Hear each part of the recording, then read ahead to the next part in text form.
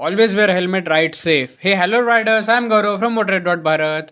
Welcome to the show where we review bikes just for you. The mighty Ninja 300.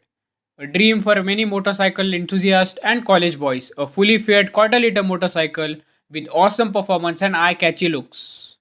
Let's see that is it worth buying in 2023 with the rivals Duke 390, RC 390 and Continental GT 650. This beast is powered by a twin cylinder liquid cooled 8 valve motor churning out 39 PS at freaking 11,000 RPM. Now when we come to the design part of the bike, at the front you get a short visor and a halogen headlamp which looks like a old ZX Chena version. You get some really wide mirrors which offer good visibility and halogen indicators. You get telescopic forks up in the Ninja 300, and in the front brake you get a 290 dual piston caliper. In the front you get 110 by 70 17-inch tire with MRF zappers. The slats in the front fairing are inspired from the mighty 2013 Ninja 1400 GTR. The multi-spoke wheels and exhaust is heavily inspired from the 1400 GTR as well. The rear remains largely unchanged. The exposed subframe, the brushed aluminum foot pegs, and texture on the black plastic panels. Overall, the scale design is a welcomeable change. When you come to the styling of the bike, the Ninja 300 is a sharp, compact, and a substantial looking motorcycle. Clean lines from the bigger Ninjas and the edgy panels that dominate the design. The Kawasaki Ninja 300 has a big muscular tank as I already mentioned, and the slats which are I think inspired from the 2013 Ninja 1400 GTR. The multi-spoke wheels and exhaust is heavily inspired from the 1400 GTR as well. The rear remains unchanged. The exposed subframe, the brushed aluminum foot pegs, and the texture on the black plastic panels flare to the motorcycle. Overall, the scaled down motorcycle is definitely a eye catchy machine and always grabs attention, increasing desirability by a huge margin. This mighty beast is powered by a twin cylinder, liquid cooled, fuel injected 296cc 8 valve motor churning out 39 PS at 11,000 freaking RPM and 27 Newton meters of torque at 10,000 RPM.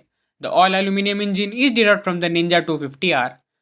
The fueling is most surprising part of this bike. It manages to give adequate low end torque. The action starts after 6000 rpm and after 8000 rpm it rushes quickly to 13,000 rpm. At the back you get complete halogen setup with halogen tail light to the halogen indicators and a nicely integrated number plate holder. At the rear you get dual piston caliper with the diameter of 220 mm. The exhaust looks damn sporty and the aluminium muffler gives it a very nice touch.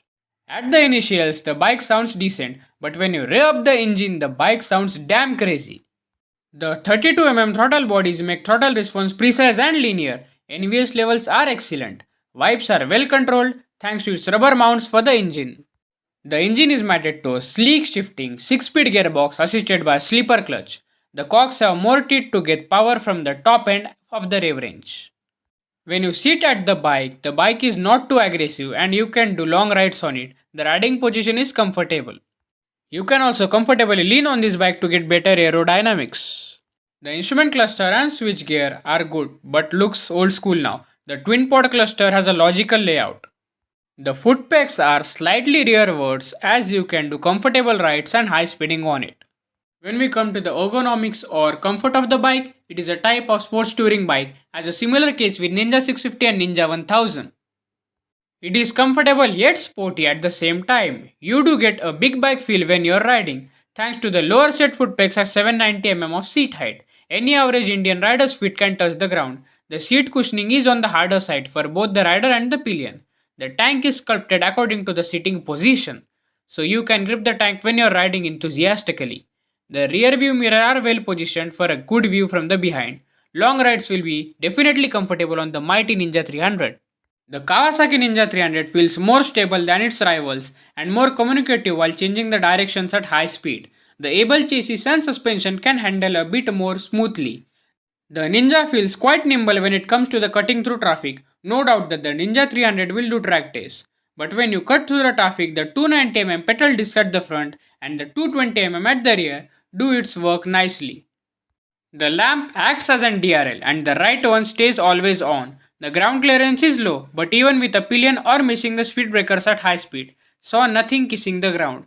Thanks to its stiff suspension, factory rear suspension setting is on the softer side, adjust as per your needs. Headlight through is wide and illumination is superb at the night. Instrument cluster is not practical huge but is not small either. It does it works decently. There is a storage compartment under the seat and another secret compartment is below the first compartment too. I think it will be a still good purchase in 2023 if you are planning to buy this over its rivals. Heat dissipation promised by Kawasaki works well. The rider feels that the heat is not directly frying your legs. The liquid cooled motor does it works well. After all, the bike is a decent package in itself. Thank you for watching the video. Stay tuned, comment the next bike you want for review. Join Motorhead.Bharat family by subscribing the channel. Ride safe, Jai Hind.